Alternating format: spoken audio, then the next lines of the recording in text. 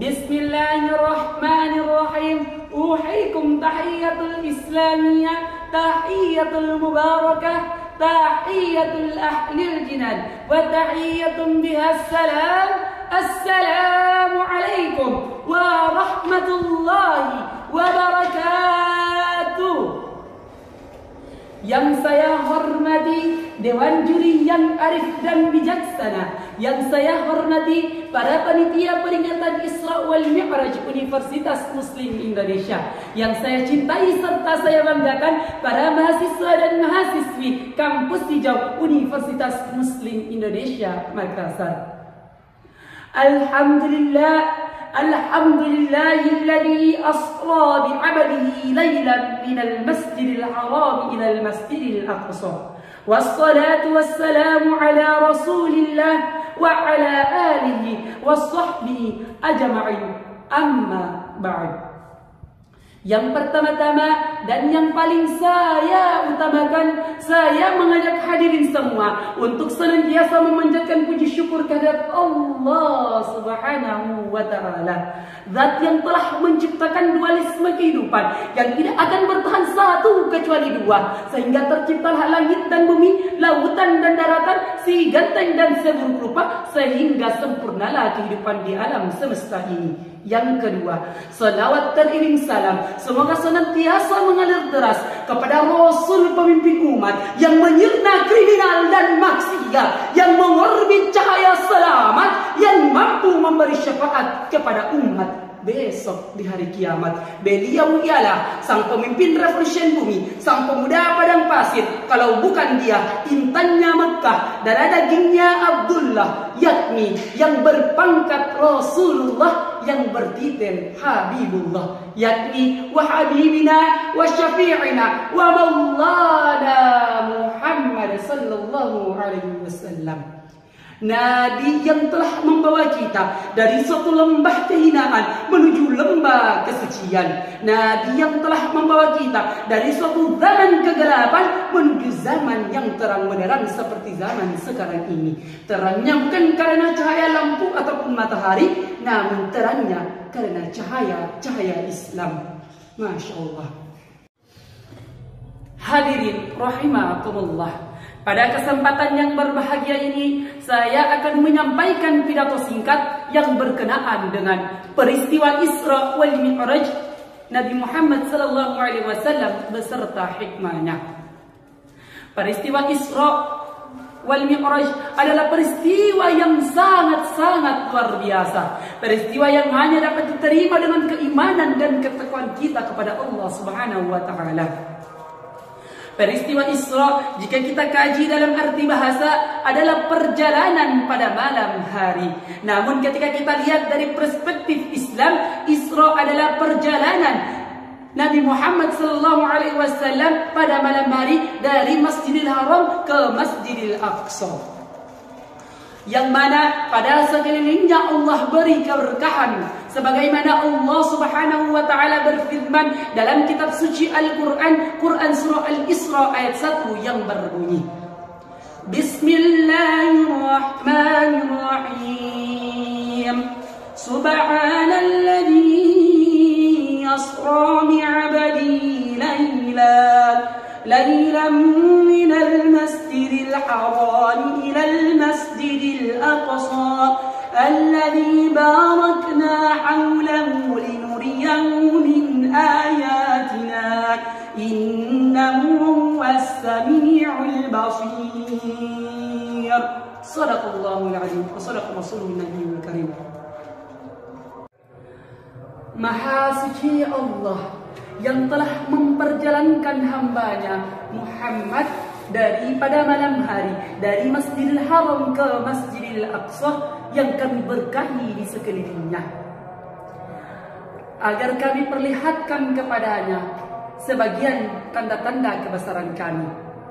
Sesungguhnya Allah Maha mendengar lagi Maha melihat. Hadirin rahimakumullah. Setelah kita perhatikan ayat tersebut, kita dapat mengambil kesimpulan bahwa apa yang difirmankan oleh Allah Subhanahu wa taala dalam kitab suci Al-Qur'an benar-benar terjadi pada zaman sekarang ini. Di Masjidil Haram dan di sekelilingnya Allah berkati dengan rezeki yang sangat berlimpah. Betapa banyak orang-orang yang dari luar daerah, bahkan dari luar negara, berduyun-duyun masuk ke sana untuk melaksanakan ibadah haji seperti yang kita lihat di zaman sekarang ini. Adapun yang dimaksud dengan mi'raj, jika kita kaji dalam arti bahasa, adalah naiknya seseorang dengan menggunakan tangga. Namun jika kita lihat dari pandangan syariat Islam, mi'raj adalah Allah Subhanahu wa taala mengangkat Nabi Muhammad sallallahu alaihi wasallam ke Sidratul Muntaha, yang mana dari Masjidil Aqsa naik ke Sidratul Muntaha, tempat tertinggi.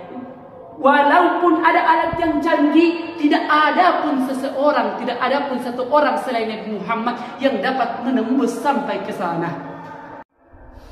Setelah Rasulullah SAW melaksanakan salat sebagai imam, diangkatlah Rasulullah SAW beserta malaikat Jibril dengan menggunakan kendaraan yang bernama Buraq menghadap Allah Subhanahu wa taala di Sidratul Muntaha. Perjalanan beliau dengan malaikat Jibril melewati 7 langit. Pada langit pertama, Rasulullah SAW bertemu dengan Nabi Adam alaihissalam. Pada langit kedua, Nabi Muhammad SAW bertemu dengan Nabi Yahya alaihissalam dan Nabi Ishaq alaihissalam. Pada langit yang ketiga, Nabi Muhammad SAW bertemu dengan Nabi yang tampan rupawan, kalau bukan dia, Nabi Yusuf alaihissalam. Pada langit keempat, Nabi Muhammad SAW bertemu dengan Nabi Idris alaihissalam. Pada langit kelima, Nabi Muhammad SAW bertemu dengan Nabi Harun alaihissalam.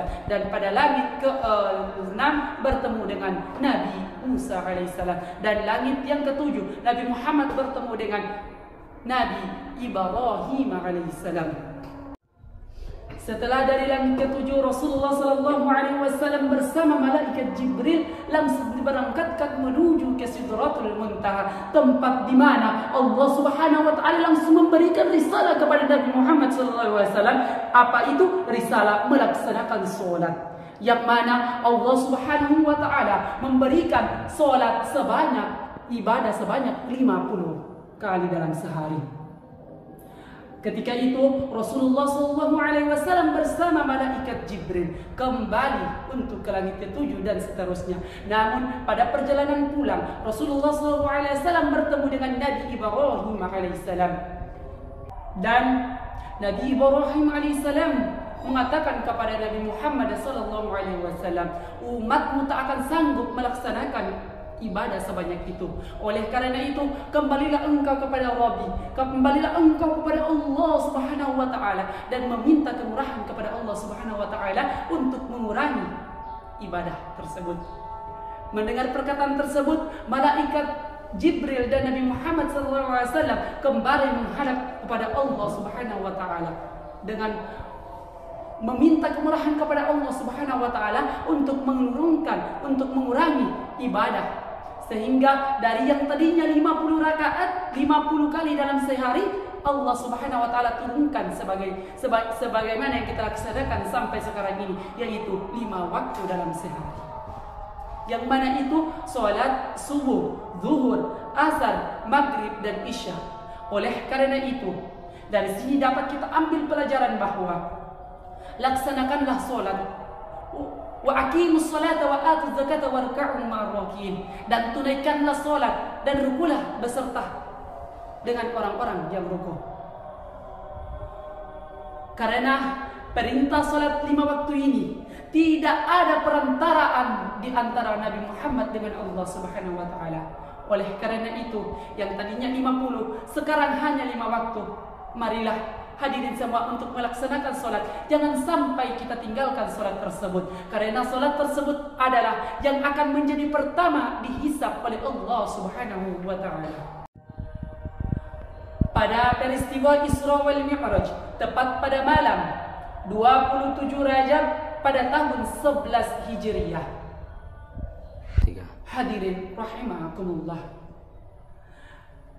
Hikmah dari peristiwa Isra Mi'raj adalah Allah Subhanahu wa taala menanamkan kekuatan batin pada Nabi Muhammad sallallahu alaihi wasallam atas musibah yang terjadi pada beliau, atas sepeninggalannya kakeknya, pamannya serta istri tercinta.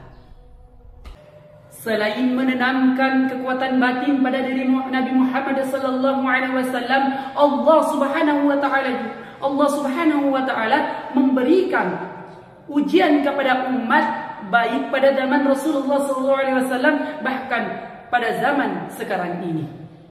Dengan peristiwa Isra Mi'raj tersebut akan nampak pada diri seseorang siapa yang beriman dengan murni. Karena dengan peristiwa tersebut akan semakin tebal, akan semakin murni, akan semakin nampak keimanan seseorang kepada Allah Subhanahu wa taala. Dan bagi orang yang imannya tipis, maka akan murtad, keluar dari agama Islam. Karena apa? Karena tidak percaya dengan peristiwa Isra wal Mi'raj tersebut. Karena apa? Sesuai dengan yang saya katakan pada awal-awal tadi, peristiwa ini adalah peristiwa yang sangat-sangat luar biasa, yang hanya dapat diterima dengan keimanan dan ketakwaan kita kepada Allah Subhanahu wa taala. Semoga dengan peristiwa Isra wal Mi'raj ini kita tingkatkan keimanan kita, ketakwaan kita, kesolehan kita, ibadah kita kepada Allah Subhanahu wa taala, terutama salat 5 waktu, karena tidak ada perantara di antara Nabi Muhammad SAW dengan Allah Subhanahu wa taala. Amin amin ya rabbal alamin. Mungkin demikian, wallahu a'lam. Ihdinas siratal mustaqim. Wa akhiran unzur man qala wa la tanzur man qala. Lihatlah apa yang disampaikan, namun jangan lihat siapa yang menyampaikan. Burung irian, burung cendrawasih. Cukup sekian, terima kasih. Wassalamualaikum warahmatullahi wabarakatuh.